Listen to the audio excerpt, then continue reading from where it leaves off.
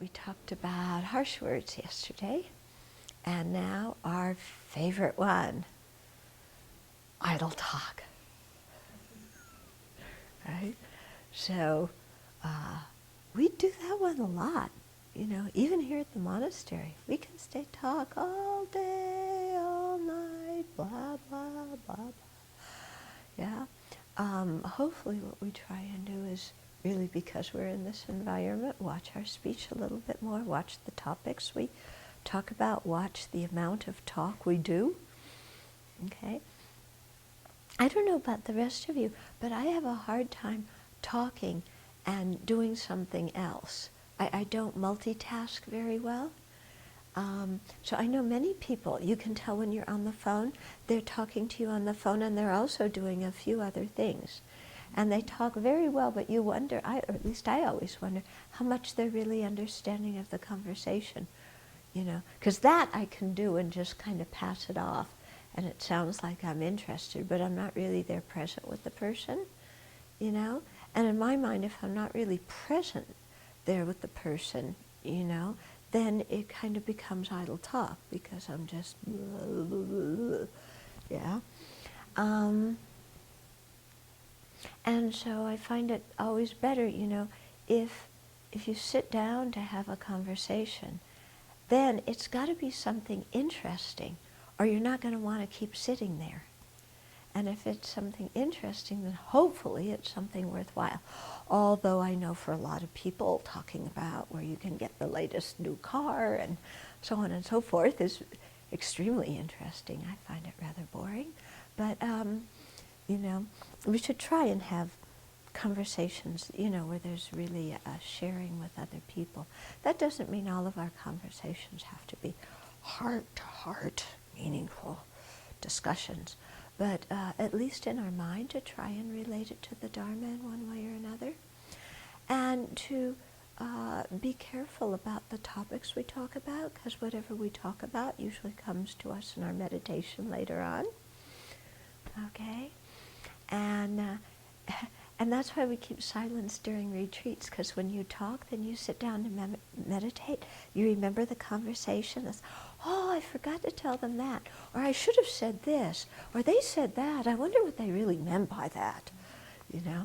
And then the mind starts spinning off in meditation to a conversation of idle talk that we just had. Okay? So, you know, there's certain times, certain circumstances, certain people where the way you connect is just by chit-chatting with somebody.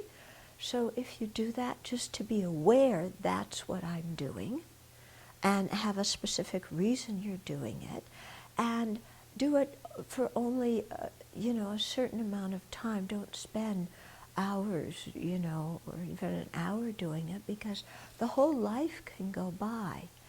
And I don't know about you, but often these kind of conversations, I don't even remember what we talked about the next day.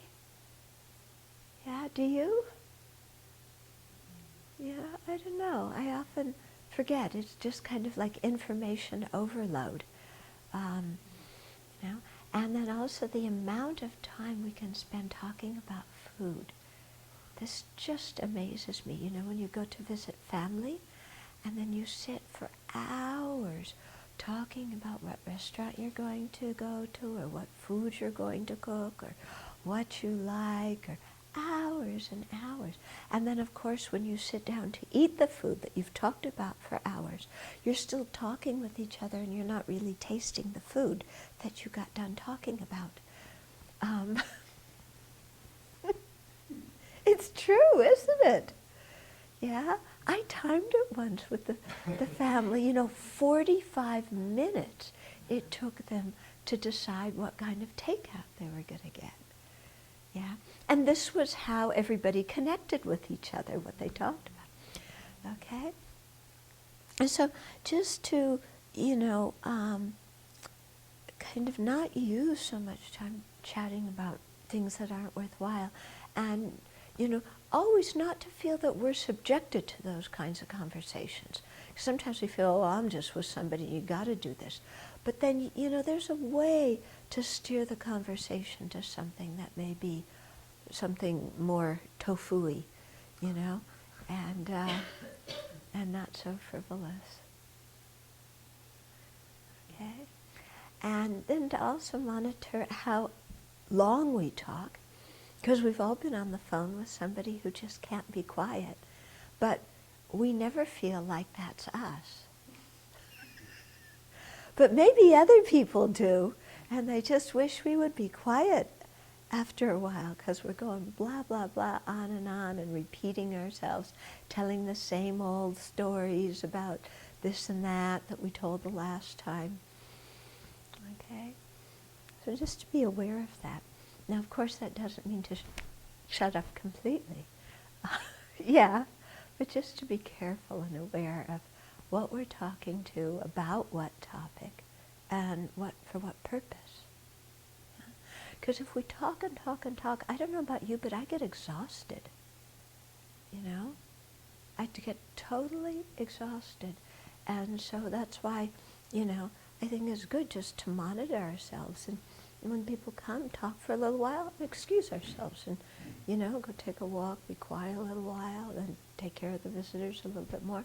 But also help our visitors learn to find the peace that comes through not having to constantly going blah blah 24/7. Of course, we all think it's them that's talking so much, not us. Even though there's two people involved in the conversation, right?